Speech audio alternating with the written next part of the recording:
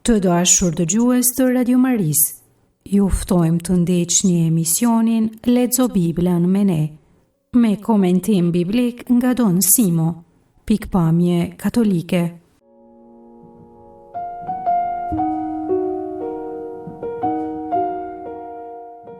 Sot fillojmë leximin e librit të Gjyqtarëve. Leximin e tekstit do ta bëj Rita Gjidoda nga Sud Tirol në Itali, katekezën do ta bëj Kondor Çeka nga Tirana.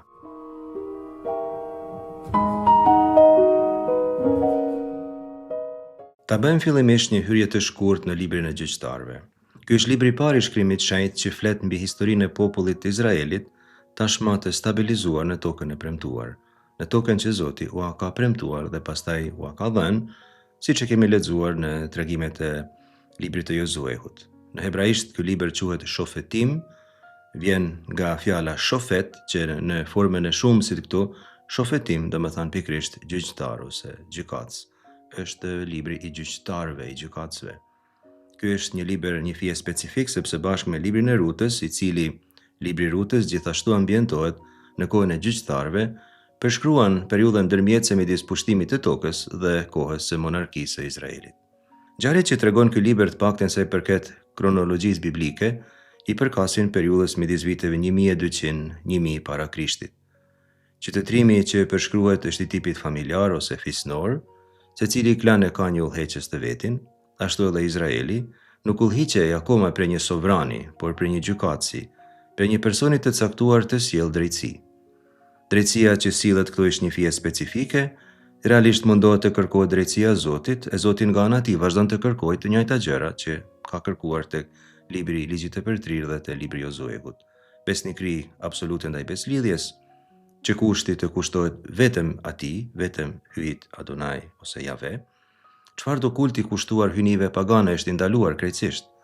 Theksohet tema e retribucionit, përsëritet sa e sa herë se Zoti e dënon mëkatin e Izraelit. Tek qijat që i nollin janë të gjitha fryt i mëkatit, bekimi është fryt i mbajtjes së beslidhjes. Jemi pra në thelb të shkollës teologjike deuteronomistike që e kemi përmendur sa e sa herë.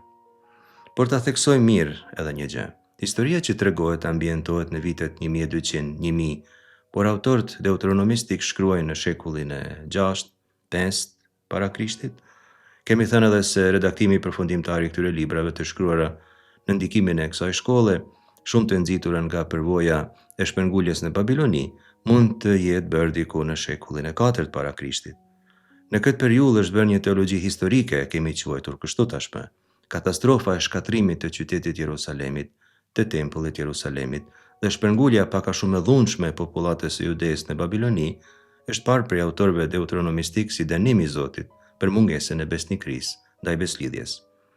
Një kapitull i veçantë i këtij libri, Kënga e Deborës, që e gjejmë te kapitulli 5, është një ndër tekstet më të vjetra jo vetëm të këtij libri, por edhe të krejt shkrimit shenjtë.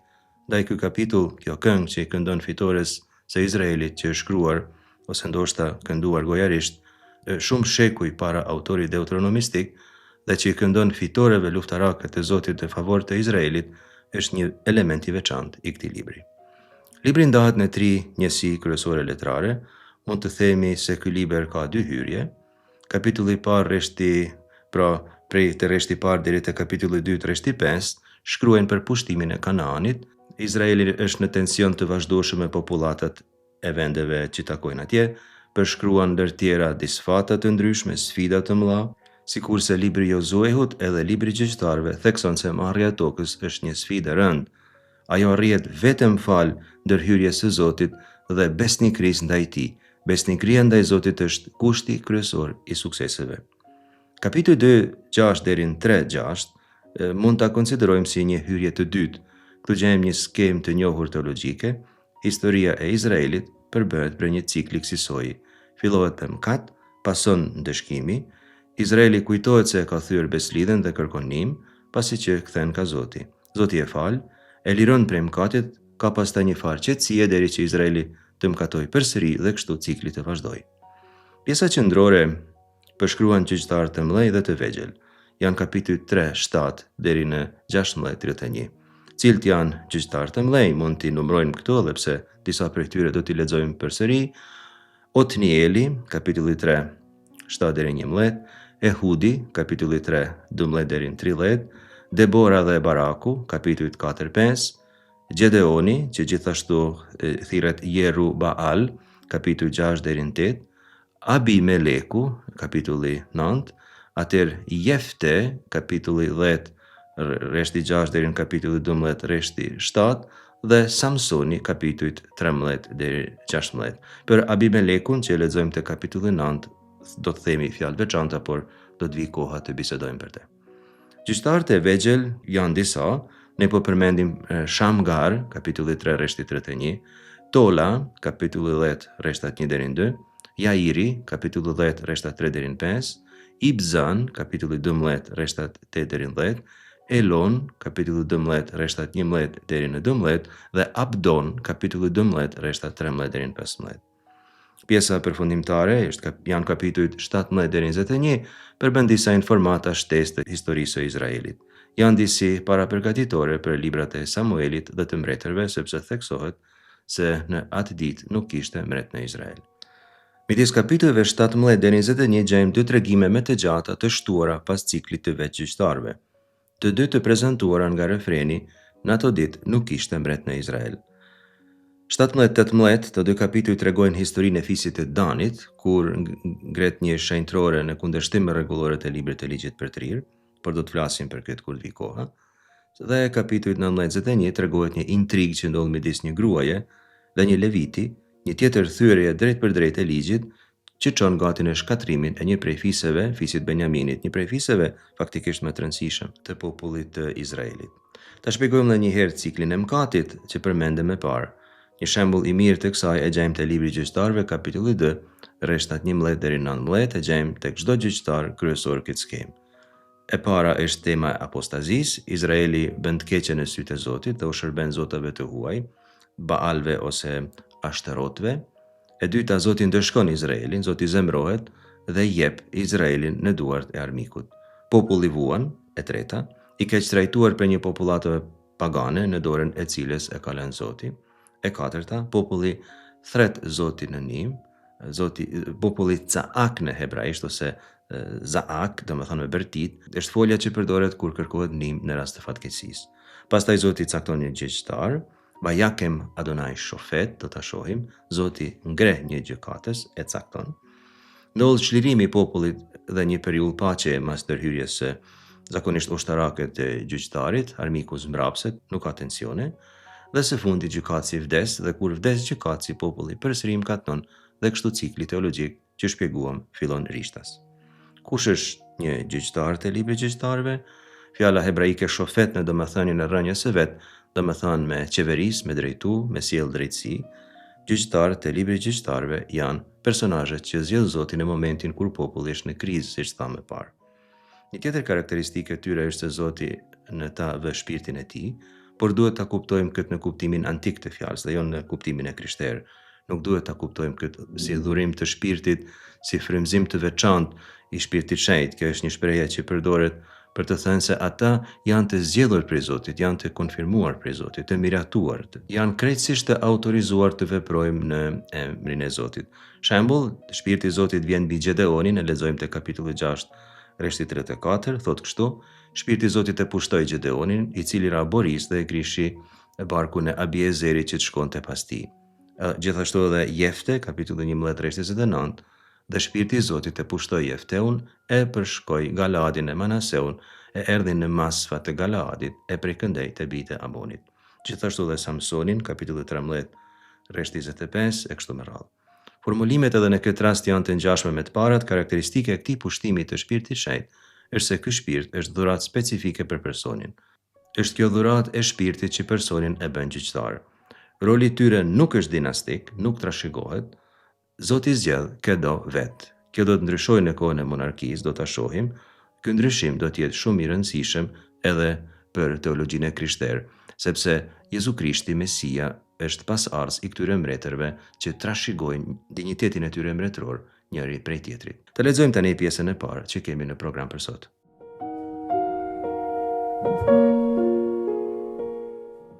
Nga libri i gjyqtarëve, kapitulli 2, rreshtat 11 deri në 15. Atëherë, bijtë e Izraelit bën që është e keqe para syve të Zotit. E u shërbyn Baaleve dhe e lanë Zotin, hyrën e etërve të vetë që i kishte nxjerrë prej tokës së Egjiptit. Shkuan pas zotëve të huaj, pas zotëve të popujve që banojnë përreth tyre.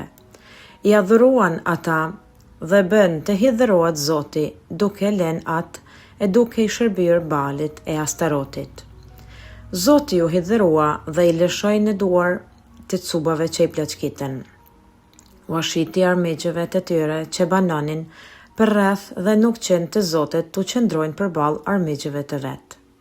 Nga do donin t'ja mbanin, dora e Zotit ishte mbi ta për të zezën e tyre. Sikurse i kishte thënë dhe u ishte përbetuar, ishin s'ka si mazi.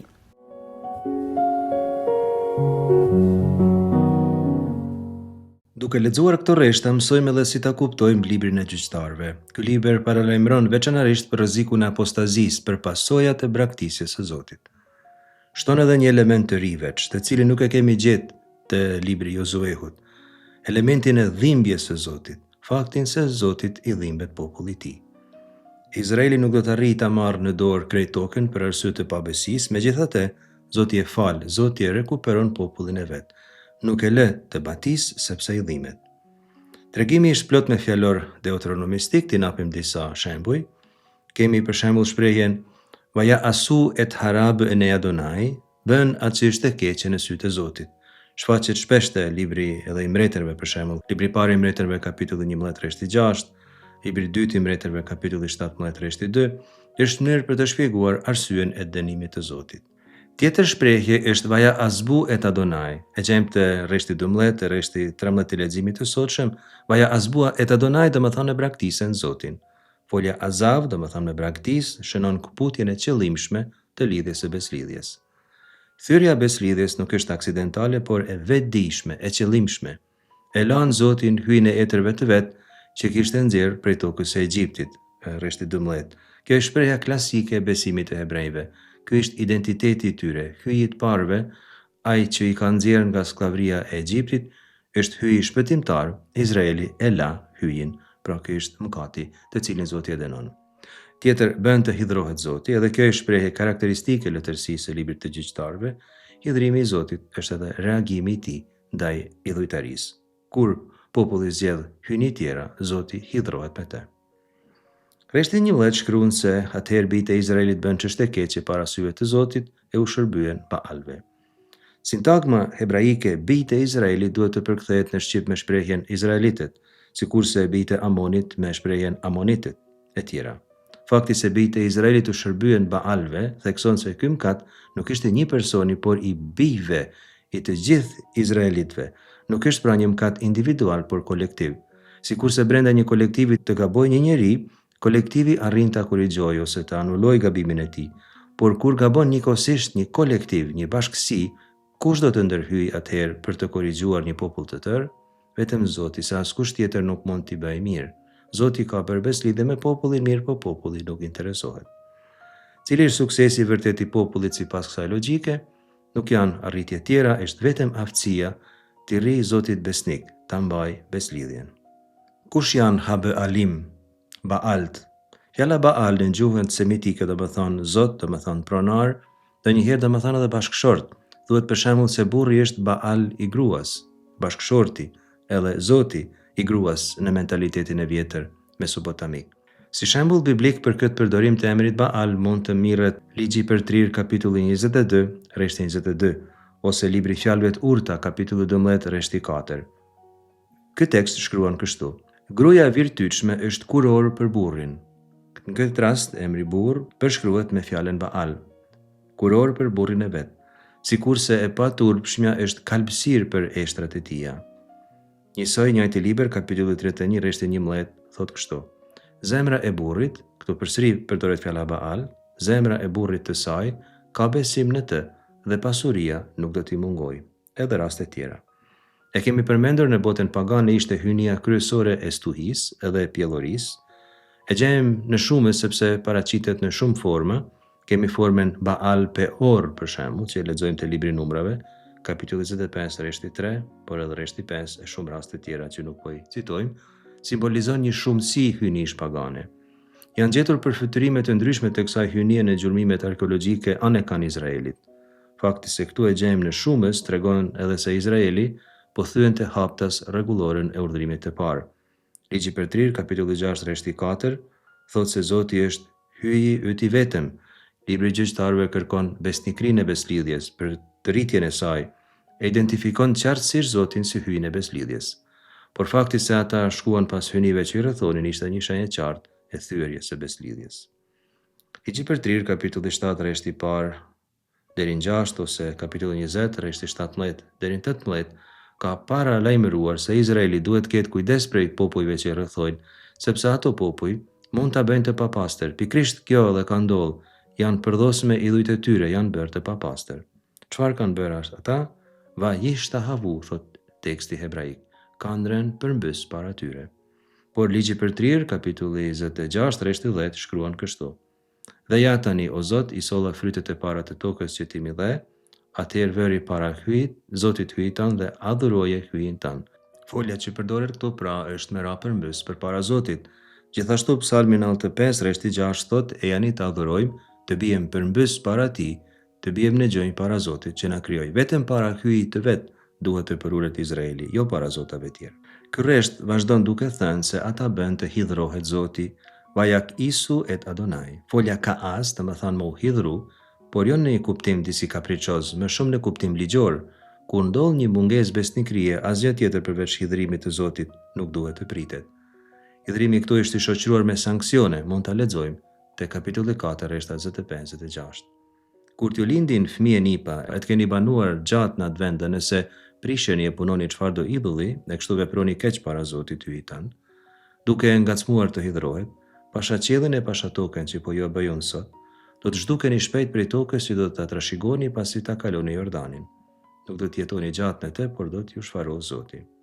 Rreshti 13 thot: duke i shërbyer Baalit dhe Astarotit. Mbi Baalin kemi folur tashmë, kurse Astarot, Ashtarte, këtu në Shumës, është hyjnie lidhur me hyjnin Ishtar të popujve akadik. Kjo hyjni zakonisht lidhej me dashurinë, me luftën, me pjellorinë, e njihnin gati të gjitha popullatët e linjës së afërt të kohëve të lashta. Duke qenë se binomi Baal dhe Ashtarot përdoret shpesh në letërsinë deuteronomistike, shikoni për shembull libri i Gjyqtarëve, kapitulli 10 rreshti 6, libri i parë i Samuelit, kapitulli 7 rreshti 4, kapitulli 12 rreshti 10, duket se këto hyjni ishin me përfaqësueset prej të gjitha hyjnive pagane. Rreshti 14 përshkruan se si Zoti u hidhrua, përdoret shumë shpesh sintagma vayihar af Adonai, është idiom hara af përkthehet doji hunda, është një idiom një fije dhe qesharake, por si shprehje frazologjike në hebraishte ka kuptimin u hidhrua shumë. Zoti ndihet i lënë, i tradhtuar, e pra kemi parë duke lexuar ligjin e për Trir, se hyj është një hyj xheloz. Zoti i dorëzon ata, vayitenem bejad shosim, i dorëzon në duart e atyre që do t'i grabisin. Pak rëndësi kush janë ata konkretisht. E rëndësishme është se këta shosim, grabiqar, do ta pleçkisin Izraelin. Janë mjeti i dënimit të Zotit. Nuk ka shosim, nuk ka grabiqar që do të mund ta grabitnin Izraelin prej forcave të tyre, por ja arrin vetëm sepse Zoti i lë izraelianët në dorën e tyre. Gjem pastaj këtu edhe një shprehje tjetër shumë tipike të letërsisë deuteronomistike, vajim kërem bejad o jevehem, i shiti në duart e armiqve të tyre. Folja mahar me shit përdoret natyrisht në tregti, por në këtë rast tekson se Zoti i braktis. Shembull, ligji për Trir kapitulli 32 rreshti 30. Si do të mundte 1000 t'i vënë në ikje 2000, po të mos i kishte shitur qeta, lëshuar të mos i kishte Zoti. Isaia 15:1. Kështu thot Zoti: ku është letra e ndarjes e nënës suaj, me të cilën e paskëm dëbuar, ose cilit huadhenci tim ju shita? Për shkak të fajësisë suaj qetë shitur, për shkak të pallësive tuaja qetë dëbuar, nëna juaj. 52:3. Isaia 52:3. Po kështu thot Zoti ynë, për asgjë ju qetë shitur, pa para edhe do të shpërbleheni. Kuptimi i shiturit këtu ishte i ngjashëm me shitjen e Jozefit prej vëllezërve. Me atë gjest e braktisen krejtësisht, e larguan prej vetes. Zoti e largon popullin prej vetes. Zoti qeshet popullin e vet, është edhe imazh i rënd, por ka një element shpresë në të.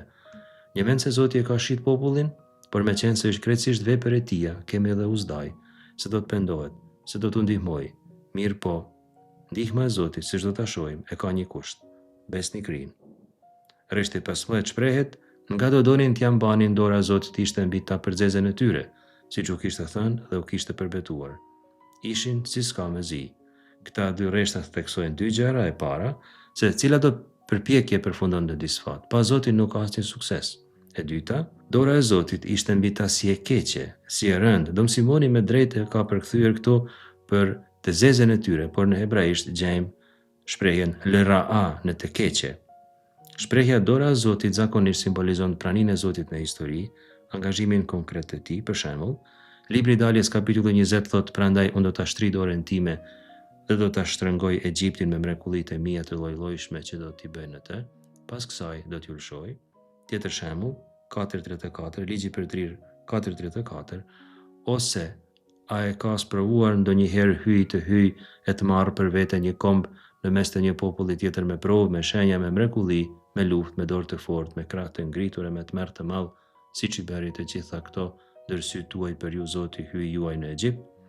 Në këtë rast dora e Zotit ndihmon Izraelin, është ngjashëm me shprehjen tonë të rregullt në shqip, në dorë të Zotit për shembull. Shën Leonardi Murial do thoshte se jemi në dorën e Zotit, jemi në duart e mira. Po në letërsinë deuteronomistike, dora e Zotit edhe gjykon. Shiko për shembull libri i parë i Samuelit kapitulli 5 rreshti 6. Atëherë erdhi e u rëndua dora e Zotit mbi Azotian, i dërmoi dhe i goditi me qiban Azotin e rrethët e tija. Isaia 5:25. Prandaj shpërtheu zemrimi i Zotit kundër popullit të tij, dhe ai e çoi dorën e vet kundër tij dhe e goditi, kështu që u tunden malet. Këtu të këqija e Izraelit i ka ndodhur siç u kishte thënë dhe u ishte përbetuar. Fatkeqësitë nuk janë fat i keq, as rezultati faktorëve komplekse ose i mungesës së strategjive të tyre ushtarake.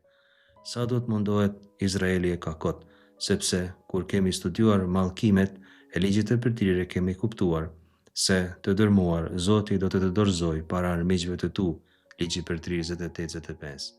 Në për një rrugë do të dalësh kundër tyre dhe në për 7 do të ikësh, dërdolec do të bëhesh për mbar mbretëritë e botës. Zoti është betuar, nishba në hebraisht, folja shaba, betohem, edhe kjo tregon se Zoti e jep fjalën e vet dhe e mban atë. Kur populli thën beslidhjen, Zoti ndërhyn. Kur populli del rrugë, as Zoti s'ka rrugë tjetër përveç se ta braktisë atë, ta shes në duart e armiqve. Do të jetë nevoja që populli të bërtas, të pendohet, që Zoti të ndërhyj për ta ndihmuar.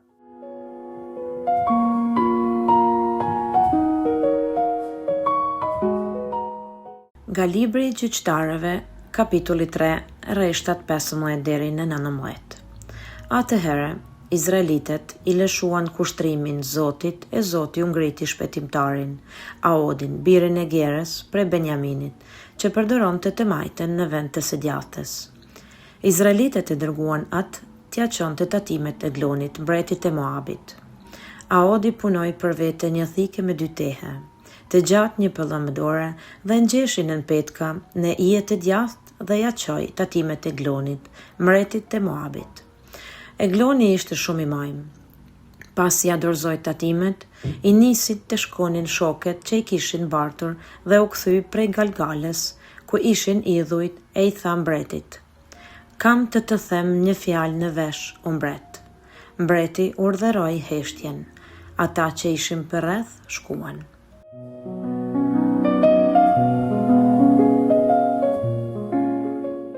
Këto rreshta janë pjesë e tregimit mbi Ehudin, një prej gjyqtarëve të parë, kapitulli 3 rreshta 12 deri në 30. Është tregimi se si Zoti e çliron Izraelin prej Eglonit, mbretit të Moabit. Është tregim biblik i shkruar plot me mjete letrare, është plot me teologji, por ka ironi, ka humor. Është tregim shumë i ngjeshur, është tregim tërheqës. Rreshti 15 shprehet në një formë që tashmë e njohim: Vajitzaku bene Izrael el Adonai vajakem Adonai lahem Moshia. Bërtiten bijtë e Izraelit, pra Izraelit të drejtë Zotit, dhe ai u ngriti shpëtimtarin. Është pika kur Izraeli pendohet për gabimin dhe Zoti bën diçka që t'i shpëtojë. Në këtë rast thret Ehudin. Pasi që Izraeli bëri apostazi, Zoti i dha fuqi kundër tyre Eglonit, thot reshti 12, mbretit të Moabit, sepse kishin bërë të keqen para syve të Zotit. Atëherë Zoti kishte ndëshkuar, reshta 13-14, thot se Egloni u bashkua me bijtë e Amonit e të Amalekut, reshti 13, e sulmoi dhe e mundi Izraelin dhe e pushtoi qytetin e palmave. Atë reshti 14 tregon se bijtë e Izraelit i shërbyen Eglonit, mbretit të Moabit, 18 vjet, pra 18 vjet shkelje prej Moabitëve. Kjo ishte dënimi i Zotit. Pastaj vjen thirrja e popullit, Caak, është e njëjta folje që përdoret kur populli thret Zotin për ndihmë në Egjipt. E mbani mend Libri i Daljes kapitulli 2, rreshti 23, por edhe kapitulli 3, rreshtat 7 dhe 9. Zoti zgjell një Moshia, një Mesi, një shpëtimtar. Kjo është pjesore e foljes Jasha, Moshia, që do më thonë pikrisht shpëtoj ose çliroj, është figura e çlirimtarit, e njëjta që përshkruhet kur flasim për Mesin e Izraelit. Ehudin, mbretin e Gerës, zgjell Zoti, një benjaminit që përdoronte të majten në vend të djathtes. Ishte pra biri i Geras, një benjaminit është shënim se ishte në të gjitha mënyrat antari i popullit të Zotit.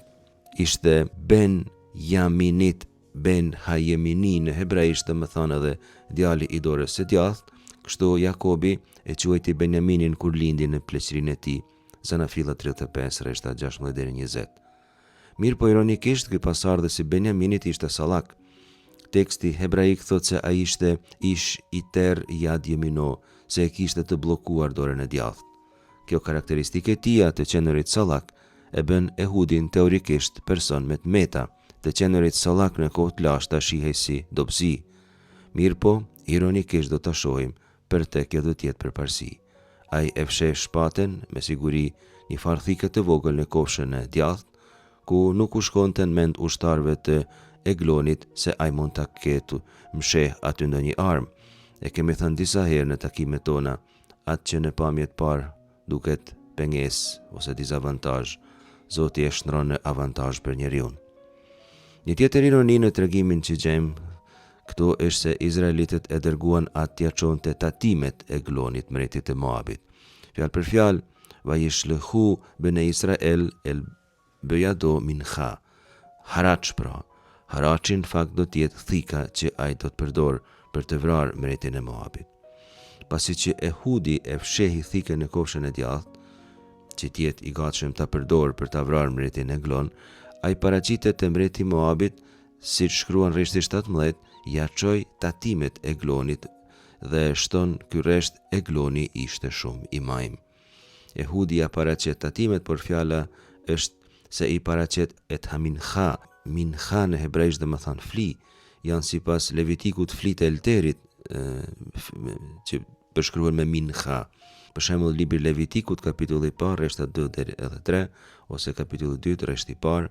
Biseda këtu është ironike, në fakt këtu fli do të bëhet Egloni vet, i cili ishte sikur se tham ish bëri me od, njeri shumë i majun. Emri Eglon rrjedh nga fjala egel në hebraisht që do të thonë viç. Eglon do të thonë një viç i vogël. Ndoshta edhe kjo është një mënyrë ironike pak poshtruese për ta thirrur këtë mbret.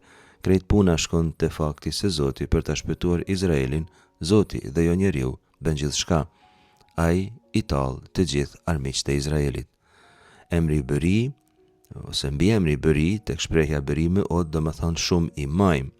Por tek Zanafilla kapitulli 41 me këtë mbiemën bëri përshkruhen lopët e majmet e Egjiptit në ëndrat e faraonit, që Jozefi ja interpreton.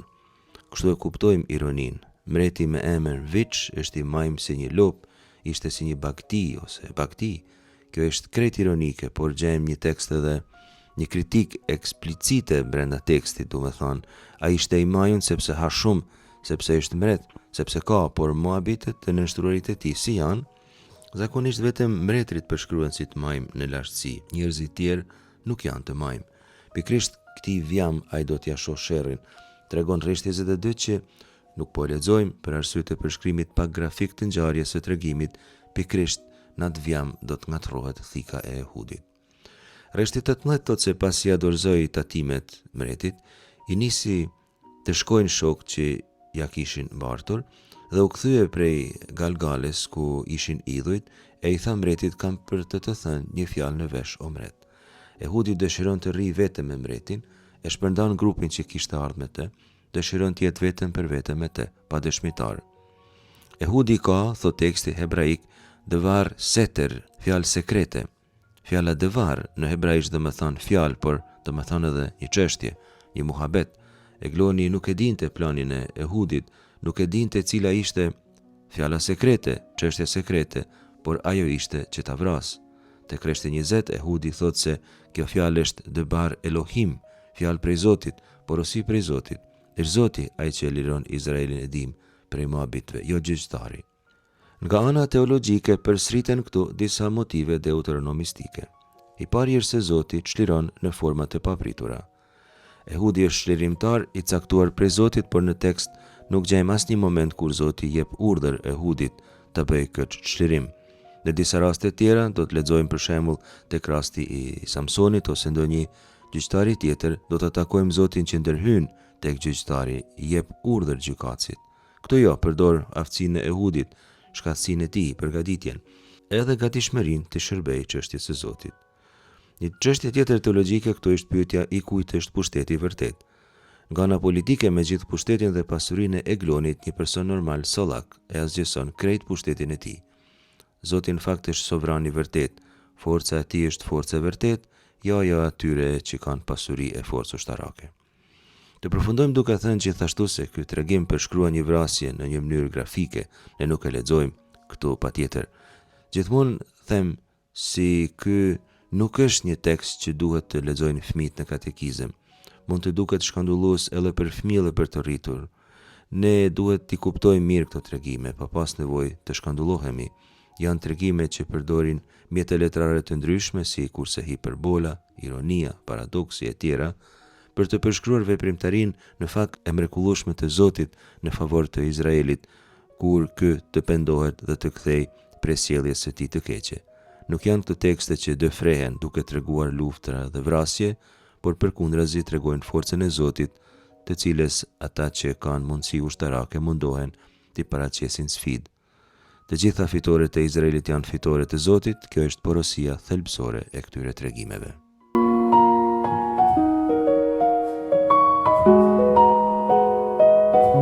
Nga libri i Gjyqtarëve, kapitulli 4, rreshtat 4 deri në 10.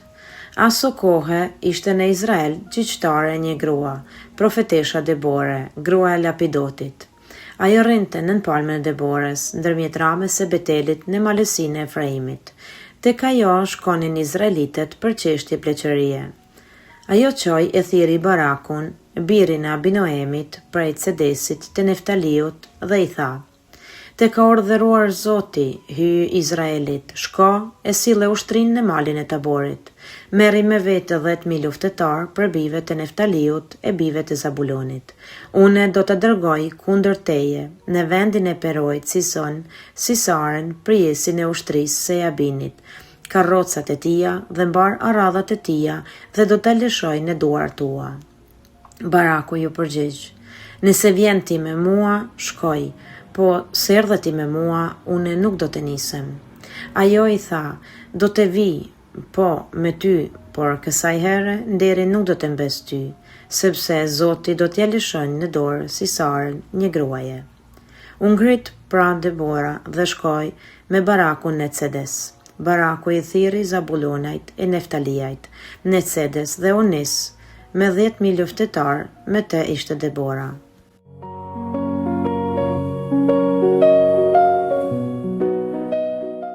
Cikli i Deborës dhe Barakut, kapitujt 4 deri në 5, është një njësi letrare e veçantë tek libri i Gjyqtarëve. Njëri variant është si tregim te kapitulli 4, kurse tjetri si poezi te kapitulli 5. Është një ndër poezitë më të vjetra të shkrimit shenjtë, kapitulli 5. Libri i Gjyqtarëve, kapitulli 5, është shkruar në hebraisht, një hebraishte shumë antike, dhe bashkë me për shembull kapitulli 15 të librit të Daljes, cikli i Balamit, kapitullit 22 deri 24 të librit Numrave, pjesë poetike të librit të ligjit të Përtrir të kapitullit 32 dhe 33, janë e përsërisim disa prej teksteve më të vjetra të letërsisë biblike. Rreshtat që lexuam paraqesin këtë strukturë. Rreshtat e parë rreshtat 4 deri në 5 tregojnë kush është Debora. Rreshtat 6 deri në 7 sjellin urdhrin e Zotit drejtuar Barakut nëpërmjet Deborës.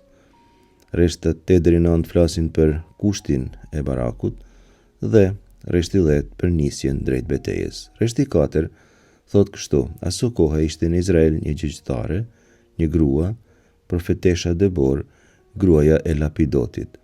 Në hebraisht thuhet Devora isha nevia, se Debora ishte profetesh. Ndoshta përkthimi shqip këtu nuk është krejtësisht i saktë, sepse këtu thuhet në shqip se Debora ishte një gjyqtare, por çdoqoftë në hebraisht theksohet se ajo kishte 3 tipare, se ishte profetesh, se ishte një grua, një bashkëshorte e Lapidotit dhe se ishte gjyqtare. Emri Devora në hebraisht do të thonë blet, ndoshta ka kuptimin e zellit të qendrit të palollshëm. Fjala nevia, profetesh, del për herë të parë këtu në Beslidhet të Vjetër, është gruaja e parë që ka këtë rol hynor. Ka gra profetesha dhe tjera në Bibel, Miriam për shembull tek libri i Daljes, Hulda te libri i 2 i Mbretërve, Noadia te Nehemia, si edhe një tjetër pa emër që gjejmë tek Isaia kapitulli 8 rreshti 3. Profeti, profetesha janë figura të autorizuara të flasin fjalën e Zotit. Ajo i thot Barakut, gjyqtarit, cila është fjala e Zotit për të mirën e popullit të tij. Kush ishte Lapidoti, burri i saj, janë dhënë mendime të ndryshme, por shumica e autorëve mendojnë se ky burr nuk luan ndonjë rol teologjik në tekst. Ishte një njeri i rëndomt dhe ndoshta këtë do të theksoj tregimi. Burri ishte një njeri i rëndomt, kurse gruaja e tij ishte profetesh. Teksti thekson gjithashtu se ajo, feta pra, ishte edhe profetesh, edhe gjykatëse. Ajo rrinte nën palmen e Deborës, ndërmjet Ramës dhe Betelit, në malsinë e Efraimit, tek ajo shkonin izraelitët për çështje pleqërie, thot rreshti 5. Palma e Deborës, Tomer Devora, nuk e dim ku ndodhet sot, por ishte një lokalitet që mbante këtë emër. Mbante emrin e Deborës, Tomer Devora, ndoshta është shenjë se shumë vjet pas vdekjes së kësaj profetesh, pra kur është shkruar ky tekst, ruhej kujtimi i saj në një formë të tillë. E kanë emërtuar vendin prej emrit të saj. Kjo grua ishte këshilltare e Izraelit, ishte respektuar, ishte lidhse midis njerëzve dhe Zotit. Kjo veprimtari e saj përshkruhet si diçka e rëndomt, kurse ajo si krejtësisht e qëndrueshme. Rreshti 6 tregon se papritmas mori një iniciativë. Ajo çoi të thras Barakun, birin e Abinoemit prej Cedes në Neftaliut dhe i tha: "Të ka urdhëruar Zoti, hyj Izraelit, shkoj e silla ushtrinë në malin e Taborit, merri me vete 10.000 luftar prej bijve të Neftaliut e bijve të Zabulonit." Foljet Shalah, dërgoj, dhe Kara, thras, përbën një akt zyrtar të autorizimit profetik. Baraku është i autorizuar të shkojë në një detyrë.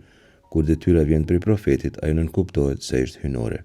Për këtë çështje do të flasim në mënyrë më të zgjeruar kur të flasim për profetet, sidomos për profetet e mëdhenj. Të ka urdhëruar Zoti, thot Debora, hyj i Izraelit. Debora flet si një profeteshe vërtet. Ajo përcjell urdhrin e Zotit. Formula Adonai Elohe Izrael, hyj i Izraelit, është emri hynor i beslidhjes. Të gjithë profetet do ta shohim do të kujdesen në mënyrë të veçantë për vëren e veprim të beslidhjes.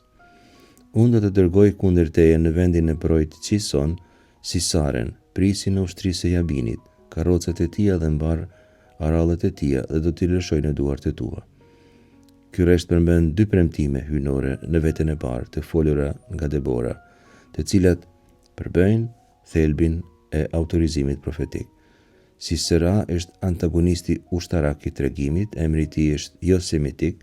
Ai komandon një ushtri të pajisur me qerrë hekurit, Rekev Barzel, thot rreshti 3, por megjithatë, Zoti do ta lëshoj në duart e tia, pa marrë parasysh në duart e Barakut, pra pa marrë parasysh krejt forcën dhe pasurinë që kishte ky mbret. Baraku ju përgjigj: "Nëse vjen ti me mua, shkoj, por po serdhe ti me mua, unë nuk do të nisem." Kushti i Barakut është që Debora të shkoj me te. Pse kërkon Baraku që Debora të shkoj me te?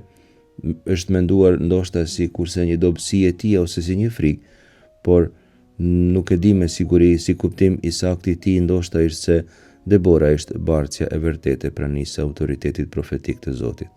Sipas këtij tregimi, këmbgulja e Barakut për praninë e Deborës është ndoshta një formë besimi, jo një formë frike. Baraku i thirri Zabulonajt e Neftaliajt në Cedes dhe unis me 10.000 luftar, e me ta ishte edhe Debora, pra Debora shkon me te. Dhe ndodh betejë shumë e njohur faktikisht në malin Tabor. Baraku me 10.000 luftar zbret nga mali Tabor dhe sulmon ushtrinë e fuqishme të Sisera, e cila ushtri kishte 900 karroca hekurit. Zoti hap konfuzion në rrallë të armiqve, ushtria e Sisera shkatërrohet plotësisht, por Sisera zbret nga karroca dhe ikën në këmbë për të shpëtuar jetën. Sisera kërkon strehim në çadrën e një gruaje që quhet Jahel. Kjo ishte gruaja Haver dhe atë duket se Sisera ndihet i sigurt. Pra edhe kjo grua, Jael, ishte një grua e rëndomt, e martuar me një burr e kështu me radhë, pra në çadrën e saj ai shkon e fshehet. Jael e mirëpret brenda, i jep me pi tamel dhe e mbulon me batanie, pra duket sikurse i bën një pritje të mirë.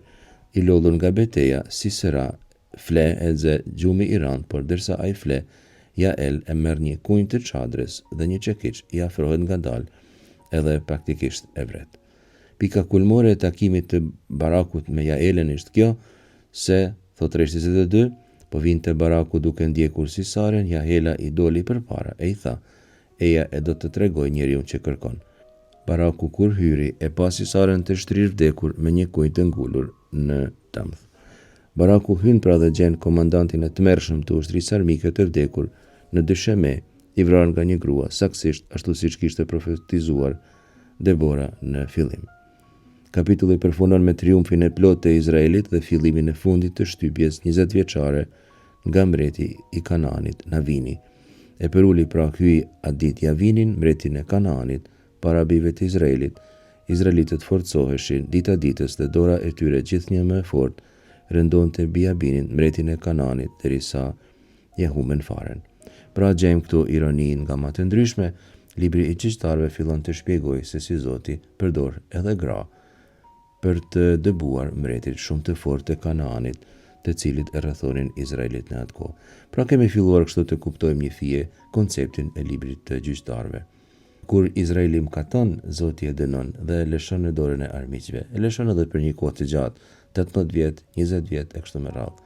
Por kur Izraeli i bërtet për ndihmë, atëherë Zoti e ndihmon dhe e ndihmon në mënyrat kam më të ndryshme, edhe më të papriturat, deri edhe gratë. Zoti përdor profetesha e gra të rëndomta për ta çliruar Izraelin. Zoti bën gjithçka për ta çliruar Izraelin, popullin e tij.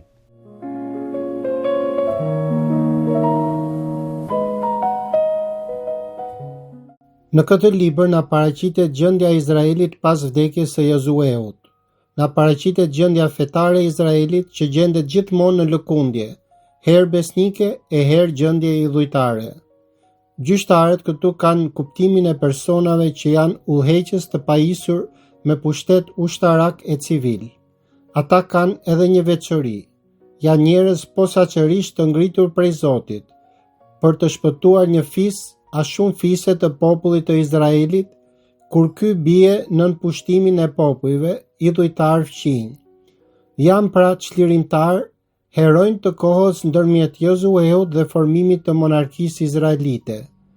Librin na paraqet një cikël të përsëritur spiritual. Mëkati, Izraeli bie në idhujtari, adhurimi i balëve. 2. Ndëshkimi, Zoti i dorëzon ata në duart e shtypësve të tyre. 3. Pendimi, Izraeli i thërret Zotit për ndihmë.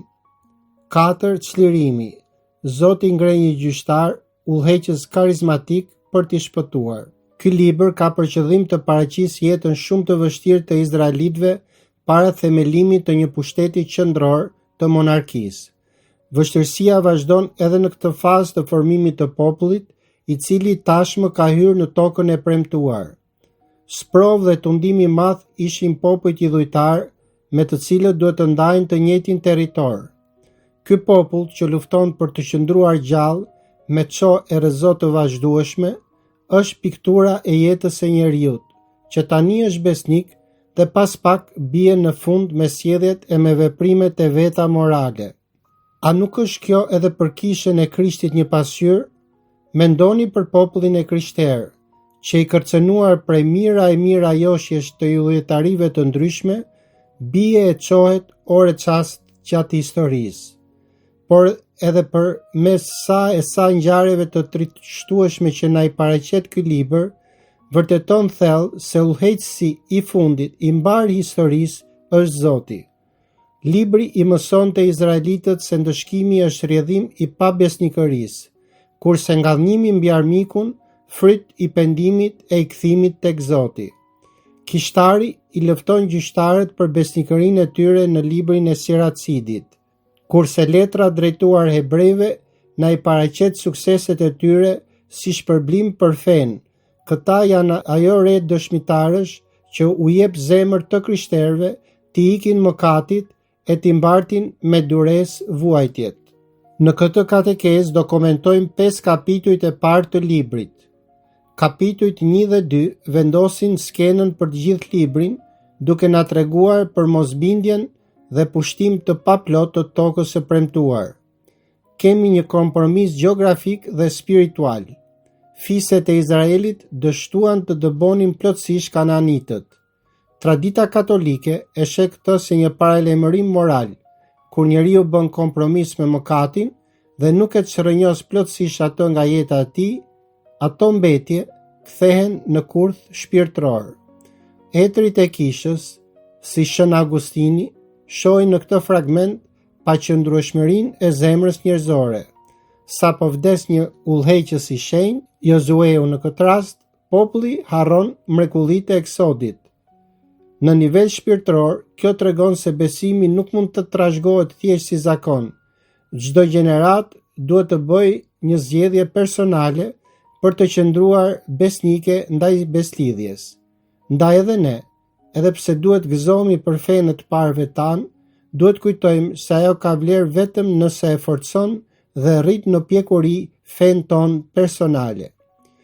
Një rrezik i përhapur sot është kultura e sinkretizmit. Izraelitët nuk mendonin se po braktisnin plotësisht Jahveun.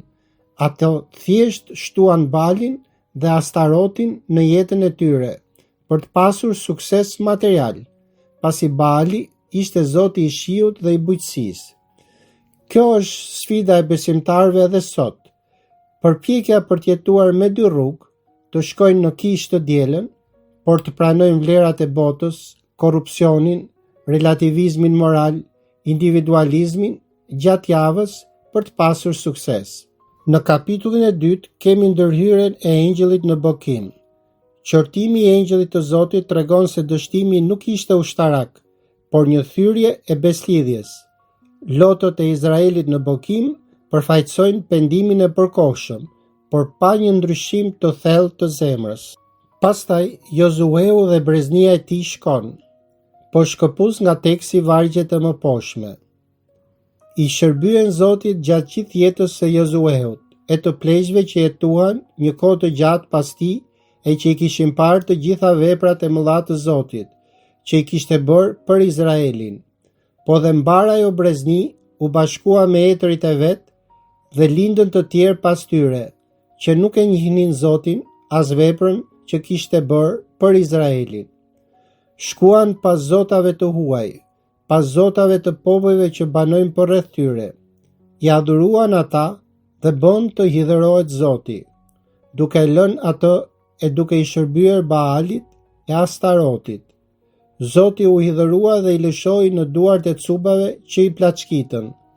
Atëherë Zoti ngriti gjyqtarët që t'i shpëtonin nga dora e atyre që i plaçkitnin. Kur Zoti u ngrinte gjyqtarët, Zoti ishte me gjyqtarin dhe i çlironte prej dorës së armiqve të tyre gjatë tërë kohës së gjyqtarit, sepse Zoti prekej në zemër dhe i dëgjonte rënkimet e të ndryllurve. Por sa vdiste gjyqtari, ata përsëri binin në paullësi dhe më të liga e bonin edhe më keq, se që kishin bërë etrit e tyre, duke i ndjekur hyjnitë e huaje, duke u shërbyer atyre e duke i adhuruar. Nuk ju shmangën veprave të veta, as ullës së vet të mbrapsh, në për cilën e kishin bërë zakon të hecnin. Shkuan pas zotëve të huaj, pas zotave të popujve që banojnë për rreth tyre, i adhuruan ata dhe bën të i dhërohet Zoti, duke lënë atë e duke i shërbyer Baalit e Astarotit. Arsyet pse qëndruan ndërta disa kombësi të huaja. Flakat here u ndes hidhërimi i Zotit kundra Izraelit e tha: pasi ky popull e shkeli beslidhjen time, që e kisha lidhur me etrit e tyre, dhe për buzën ta dëgjojnë zërin tim, as unë nuk do të shpërngul popujt që i la Josueu pasi vdiq, me qëllim që t'i vë në provë Izraelitët me anë të tyre, nëse do ta ruajnë ullën e Zotit e do të ecin në për të, siç e ruajtën etrit e tyre, ose jo. Kjo pra ishte arsyeja që Zoti i la këta popuj e nuk i dëboi me të shpejt, as nuk i lëshoi në duart e Josueut. Këta janë popujt që Zoti i la pa zhdukur për të mësuar izraelitët, të gjithë ata që nuk i sprovuan luftrat e Kanaanëve. Qëllimi ishte që të mësonin të luftonin me armiqt bijtë e Izraelit, brezat që nuk e kishin sprovuar mjeshtrin e luftës. Këtu përfundon citimi i tekstit. Ky tekst është një shkollë shumë e lartë shpirtërore për rrugtimin tonë në fe si individ, por edhe si kish apo si popull. Teksti flet vetë dhe nuk ka nevojë për komentim, por po sjell në vëmendjen tuaj se teologjia katolike shpjegon se Baali dhe Astarta nuk ishin thjesht statuja, por përfaqësonin zotat e pjellërisë, suksesit material dhe epshit. Kur Izraeli u korruptua nga kultura rrethuese, ata zgjodhën rrugën më të lehtë. Komentimi baritor e lidh këtë me idhujtarinë moderne, paraja, pushteti, kënaqësia, të cilat e largojnë njeriu nga hyji i vërtet. Ndërsa kur teksti thot se mbi Izraelin u ndes zemërimi i Zotit, kjo nuk duhet kuptuar si një hakmarrje njerëzore. Përkundrazi, është një pedagogji hyjnore. Zoti lejon ata të vuajnë pasojat e zgjedhjeve të tyre, të dorëzohen të armiq në mënyrë që të kuptojnë se pas Zotin janë të pambrojtur. Vuajtja këtu shërben si një thirrje për zgjim shpirtëror dhe pendim.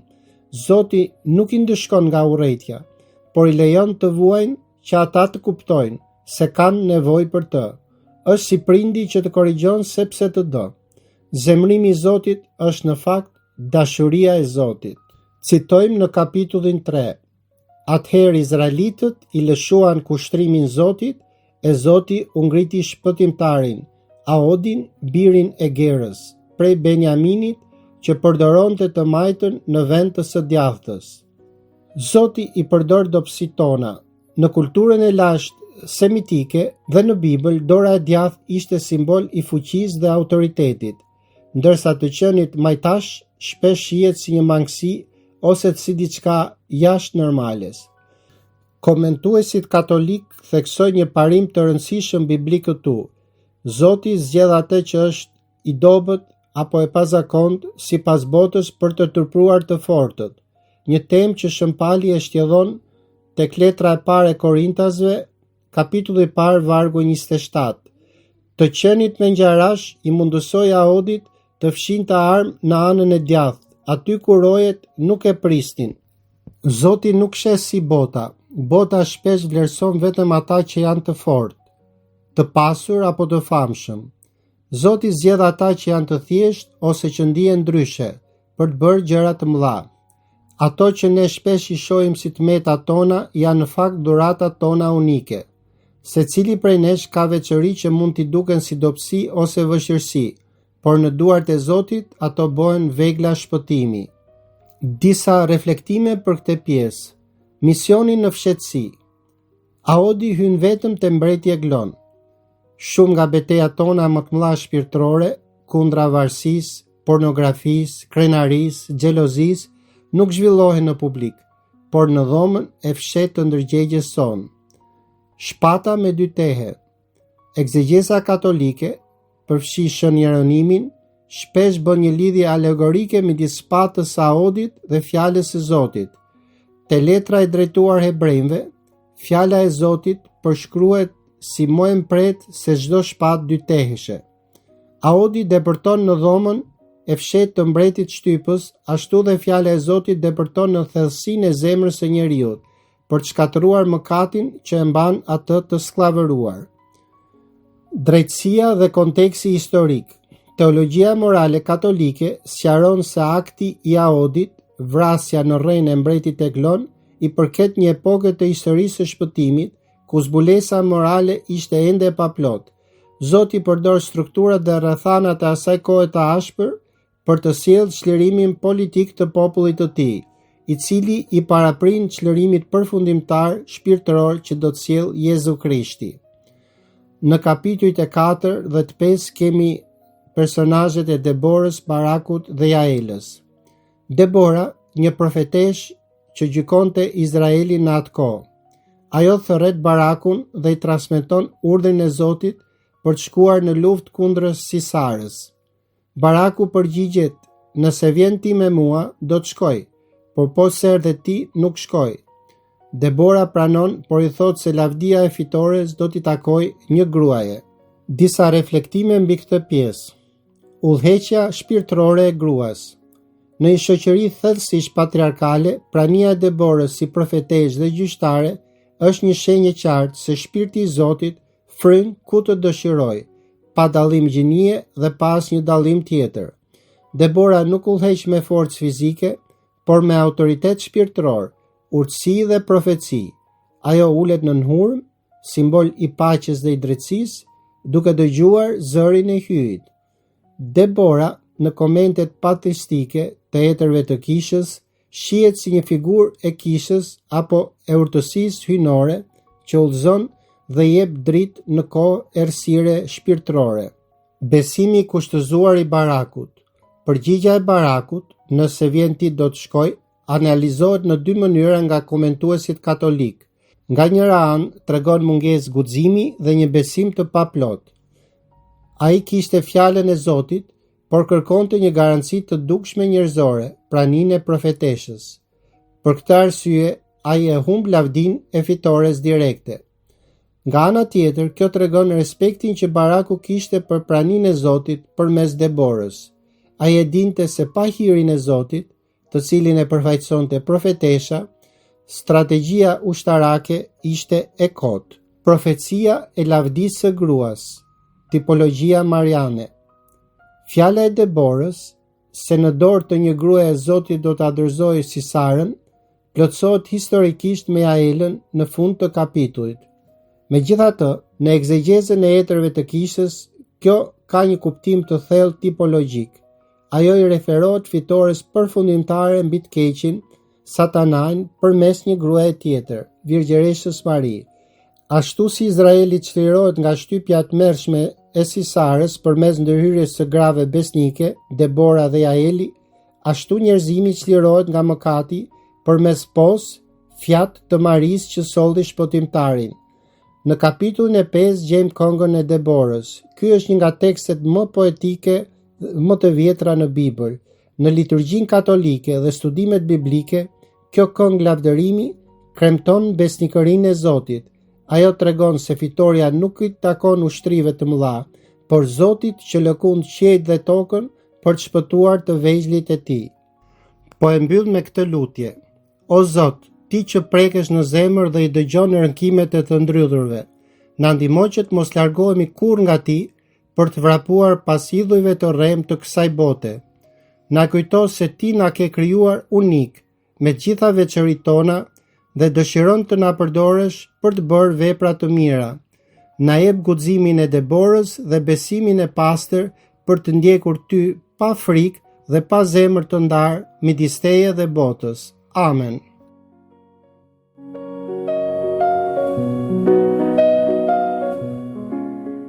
Në takimin e ardhshëm do të lexojmë librin e Gjyqtarëve kapitulli 6 deri në 9.